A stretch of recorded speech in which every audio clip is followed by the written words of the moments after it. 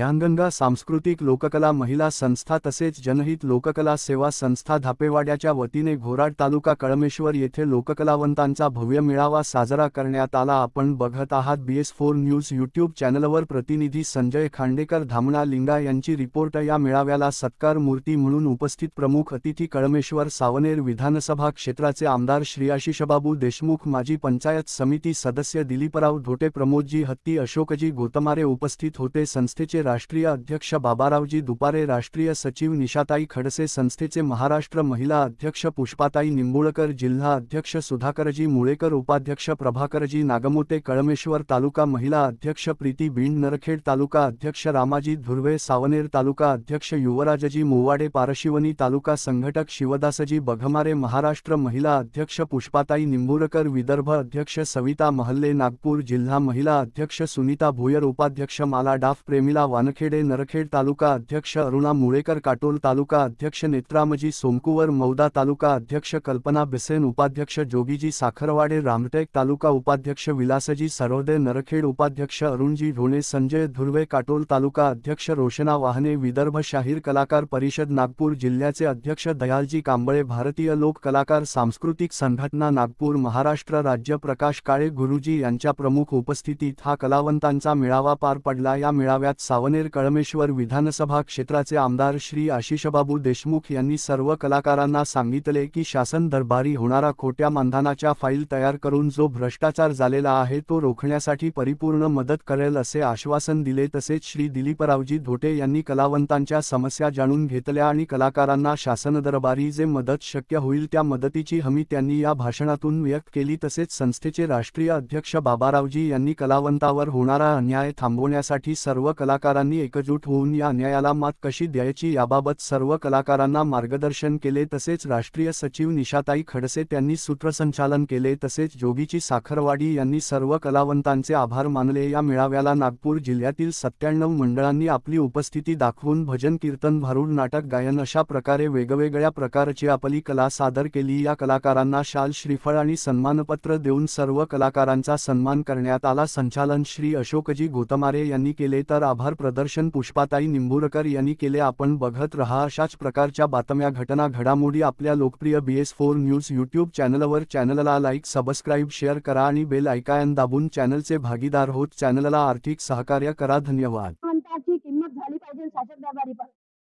धन्यवाद। एक प्रश्न दुपारचा आपला होता की आता पालकमंत्री चंद्रशेखर बावनकुळे यांना तुम्ही, मला विश्वास आहे किंवा निवेदन देऊन खऱ्या कलावंतांना योग्य म्हणजे त्याचा मोबदला मिळाला पाहिजे किंवा त्याचीच नाव समोर आलं पाहिजे यासाठी आपण काय प्रयत्न केले? भेटीमध्ये काय उलगडा झाला?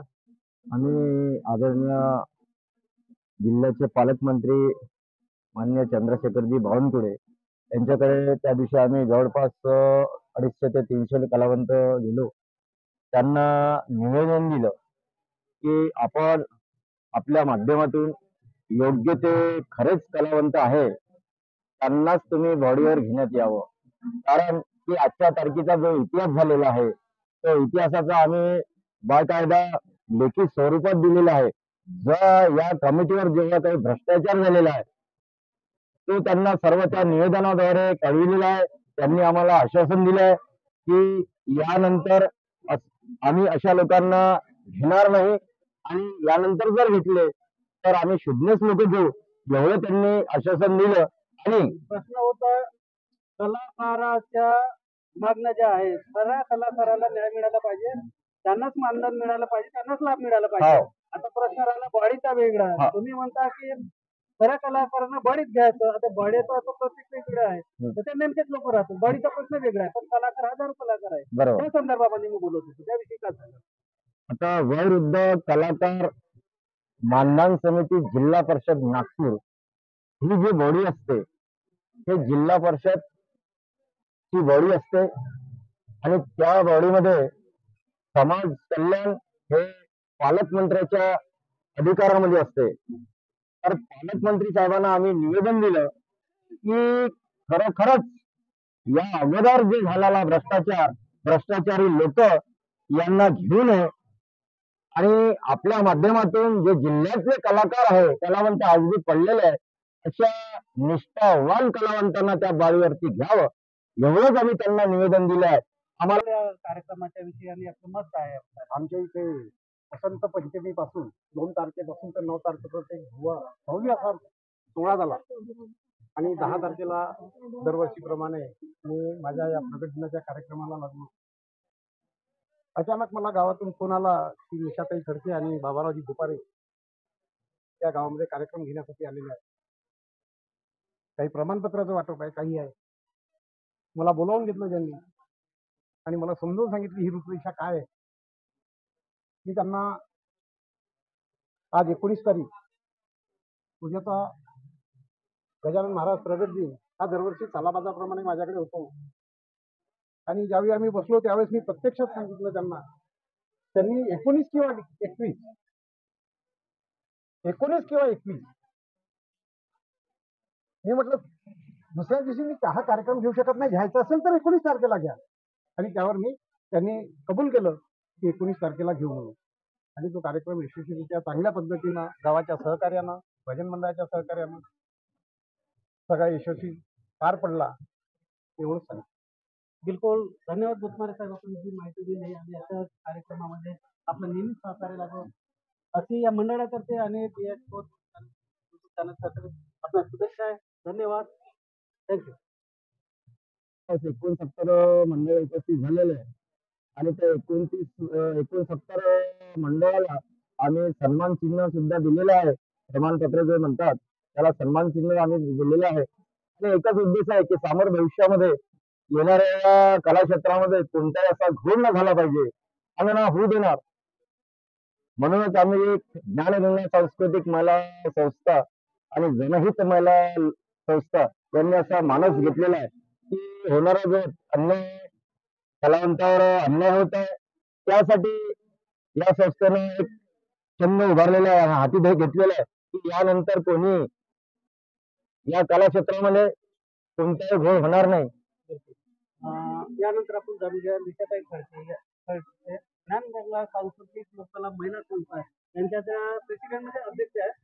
तर आपण या कार्यक्रमाच्या आयोजनाविषयी काय संकल्पना होती? आजचा घोराड या गावी घेतलेला आपण हा लोककलावंताचा मेळावा ज्ञानगंगा संस्कृत लोककला महिला संस्था तसेच जनहित लोककला सेवा संस्था त्या वतीने आपण ह्या खेड्यापाड्यामध्ये कार्यक्रम का घेतला यासाठी की हे जे खेड्यापाड्यातले कलाकार आहेत हे कुठेतरी जागृत झाले पाहिजे, त्यांना स्टेज उपलब्ध करून देण्याचा प्रयत्न आम्ही या मेळाव्याद्वारे करत आहोत. या मेळाव्यामध्ये खेड्यापाडे गावगावून लोक आलेले आहेत, कलावंत आलेले आहेत. त्यांना स्टेज उपलब्ध करून आकाशवाणीपर्यंत कसे जाता येईल, त्यांना मार्गदर्शन करता येईल, त्यांना समोर चालून डेअरिंग कसं येईल की नाही, आजचा खेड्यापाड्यातला स्टेज हा आकाशवाणीला कसा लाभदायी ठरेल यासाठी आम्ही आमची संस्था आणि आमचे पदाधिकारी परिपूर्ण प्रयत्न करीत असतो. आजपर्यंत आपल्या संस्थेमार्फत किंवा जे तुम्ही कार्यक्रम राबवता त्या अनुषंगाने आजपर्यंत किती कलाकारांना तुमच्याकडनं म्हणजे तुम्ही जे प्रयत्न केले आणि त्यांना मानधन वगैरे लागू केलं अशा काही? मानधन लावणं हा आमच्या हातात नाही. जे खरे कलाकार आहे त्यांना आम्ही मार्गदर्शन करतो फक्त की कोणते कागदपत्र लागतात, शासन दरबारी त्यांना कोणत्या कागदपत्राची आवश्यकता असते आणि कोणत्या पद्धतीने आपण फाईल वगैरे तयार केलेली पाहिजे. आधी काय होते, आधी ऑफलाईन फाईल तयार करायचे, डॉक्युमेंट जमा केली की ते फाईल पंचायत समितीला नेंदायचे, पंचायत समितीमधून जिल्हा परिषदला जायची, तिथून ते खऱ्या कलावंताची निवड होती. पण या मध्यंतरीमध्ये शासन दरबारी अशी फसवणूक झालेली आहे की एका कागदा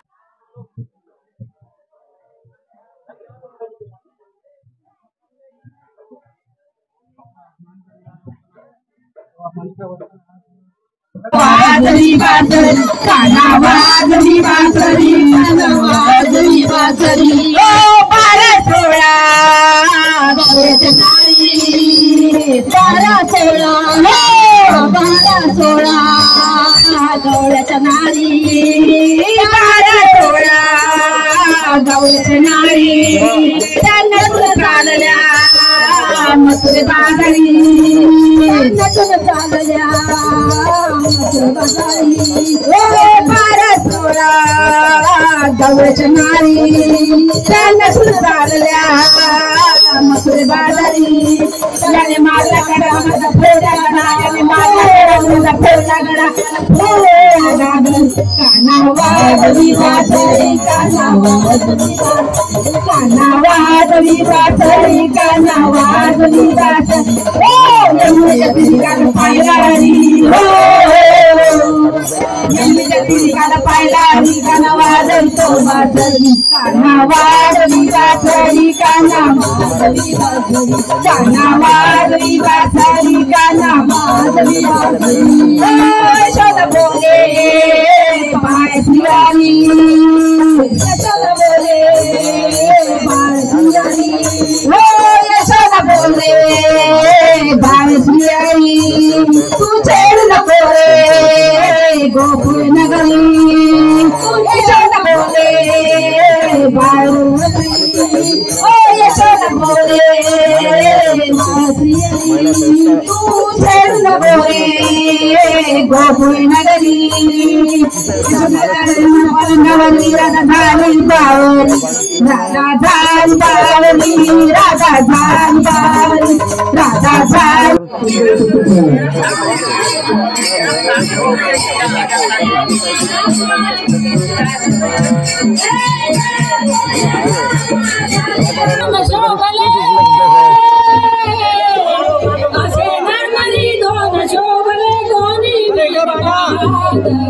एक जाराय गडावर एक जाराय गडावर एक जाराय गडावर एक जाराय गडावर शिवरायांनी निनांदले दोघांचे नावे निनांदले दोघांच्या नावे गडावर एक जाराय गडावर एक जाराय गडावर एक जाराय शिवरायाने रयतेचा जो निवाडा केला तोच निवाडा भीमरायाच्या घटनेमध्ये दोघे मारली डोकर एक जाराय गडावर एक जाराय गडावर एक जाराय गडावर तुला